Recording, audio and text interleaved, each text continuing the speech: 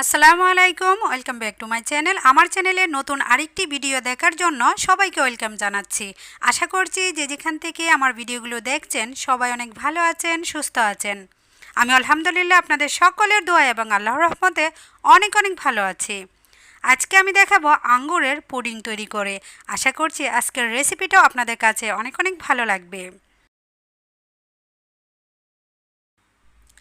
এই মজাদার পুডিংটা তৈরি করার জন্য সর্বপ্রথম লাগছে পানি। এইখানে হচ্ছে আমি 250 গ্রাম পানি দিয়েছি। আমি যেহেতু অল্প পরিমাণ তৈরি করে আপনাদেরকে দেখাবো সেজন্য সব কিছু অল্প অল্প করেই নিয়ে নিচ্ছি।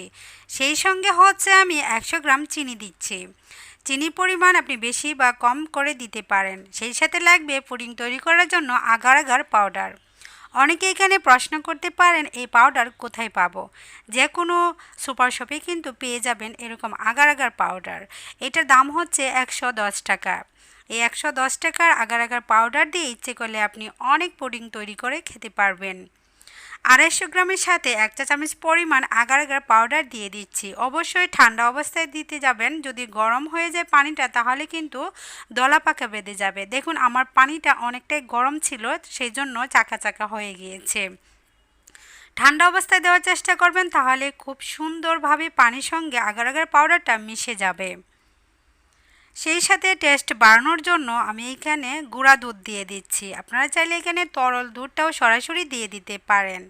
পানির পরিবর্তে এখানে কিন্তু আপনি তরল দুধ দিয়েও কিন্তু এই পুডিংটা তৈরি করতে পারবেন। আমি এখানে গুঁড়া দুধ দিয়ে পুডিংটা তৈরি করে নিচ্ছি। অল্প পরিমাণে আমি পুডিং তৈরি করব। তো ভালোভাবে 3টি উপকরণ মিশিয়ে গেলে যখন বলক চলে আসবে বা রান্না হবে তখন এই চুলা থেকে আমি নামিয়ে নেব। আজকের এই রেসিপিটা যদি ভালো লেগে থাকে অবশ্যই বাসায় ট্রাই করবেন। ট্রাই করার পর কেমন লাগলো অবশ্যই কমেন্ট করবেন। আর নতুন হয়ে থাকলে আমার চ্যানেলটাকে সাবস্ক্রাইব করে অল বাটনে ক্লিক করে রাখবেন। সবসময় যারা আমাকে সাপোর্ট করছেন তাদেরকে জানাই অসংখ্য অসংখ্য ধন্যবাদ। ভালোভাবেই কিন্তু জাল করে নিয়েছি, দেখুন একেবারে ঘন হয়েছে। এখন পুডিংটা সেট করব। তো এরকম এটা হচ্ছে ছোট ওয়ার্ড্রোবের বক্স। আপনারা দেখলে কিন্তু বুঝতে পারবেন ছোটদের খেলনা রাখা হয় বা আমরা অনেকে ক্লিপ অথবা সেফটি পিন রেখে থাকি এরকম ওয়ার্ড্রোবে। তো এইখানে হচ্ছে 20টা আঙ্গুর নিয়েছি, তারপর হচ্ছে উপরে আমি জাল দেওয়া দুধটা দিয়ে দিয়েছি। এটা সেট হতে সময় লাগতে পারে আধা ঘন্টা থেকে 40 মিনিট। ঠান্ডা হলেই দেখবেন অনেকটাই একেবারে কেকের মতো বসে গিয়েছে। যেহেতু এখানে আগার আগার পাউডার দিয়েছি আর ঘন অবস্থায় দিয়েছি, এটা শক্ত হতে সময় বেশি প্রয়োজন লাগবে না। এটা ঠান্ডা ঠান্ডা খেতেই কিন্তু বেশি ভালো লাগবে। এটা নর্মাল ফ্রিজে রেখে ঠান্ডা করে যদি ইফতারে খেতে চান সেক্ষেত্রে অনেক তৃপ্তি পাবেন। যেসব বাচ্চারা আঙ্গুর খেতে চায় না তাদের জন্য এরকম সুন্দর একটি পুডিং তৈরি করে দিতে পারেন। এই পুডিংটা খেতে কিন্তু অসম্ভব মজার। আপনি অবশ্যই বাসায় ট্রাই করবেন। নিত্য নতুন যে কোনো আইটেম দেখলে বাচ্চারা কিন্তু অনেক খুশি হয়। তো যারা আঙ্গুর খেতে চায় না তাদেরকে আঙ্গুরের এরকম পুডিং তৈরি করে দিতে পারেন। এইখানে আঙ্গুরের পরিমাণ বেশি দিতে পারেন। আমি অল্প পরিমাণ তৈরি করে আমি দেখিয়ে দিয়েছি। এখানে দুইটার মধ্যে আমি 10টা দিয়ে তারপর তৈরি করে নিয়েছি।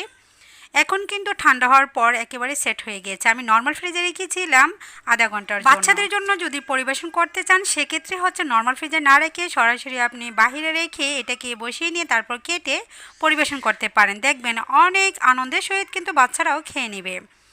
এখন আমি একটি কুরসুনির সাহায্যে উঠিয়ে নিচ্ছি। উঠিয়ে নিয়ে আমি কেটে দেখাচ্ছি। এটা খেতে কিন্তু অসম্ভব মজার। এটা ঠান্ডা ঠান্ডা খেতে কিন্তু অনেক ভালো লাগবে। ইফতারিতে মন ঠান্ডা করার মতো একটি মজাদার পুডিং। অবশ্যই বাসায় ট্রাই করবেন। কলিজা ঠান্ডা করার মতো এই পুডিংটি অবশ্যই ট্রাই করার পর আমাকে কমেন্ট করবেন। কতটা আপনাদের কাছে ভালো লাগলো অবশ্যই আমাকে কমেন্টে জানাবেন। এই তো আমি রেডি করে নিয়েছি, এখন কেটে আমি দেখাবো। আঙ্গুরটার সাথে সাথে শক্ত হয়ে থাকবে, খেতে অনেক ভালো লাগবে। এইখানে দুধের পরিমাণও আপনি কম বেশি করে দিতে পারেন, শুধু দুধ দিয়েও এটা তৈরি করতে পারেন। আমি এখানে পানি আর গুঁড়া দুধ দিয়ে তৈরি করে নিয়েছি। আঙ্গুরের পরিমাণও আপনি বেশি দিতে পারেন। আঙ্গুরের পরিমাণ যদি বেশি হয় খেতে অনেক ভালো লাগবে। এই তো আমি কেটে নিয়েছি, পরিবেশন করে নিয়েছি। আশা করছি আমার আজকের রেসিপিটা আপনাদের কাছে ভালো লেগেছে। ভালো লাগলে অবশ্যই লাইক কমেন্ট করে আমার চ্যানেলের সাথেই থাকবেন। নতুন হয়ে থাকলে সাবস্ক্রাইব করে অল বাটনে ক্লিক করে রাখবেন, তাহলেই ভিডিওর তার সাথে সাথে নোটিফিকেশন আপনার কাছে চলে যাবে, চাইলেই দেখে নিতে পারবেন। এই পুডিংটা তৈরি করতে সময়ের পরিমাণও খুবই কম লাগে, আর আধা ঘন্টার ভিতরে এটা শক্ত হয়ে যায়। এই ইফতারিতে আপনি আধা ঘন্টা আগে রেডি করে কিন্তু খেতে পারবেন এরকম মজাদার একটি পুডিং।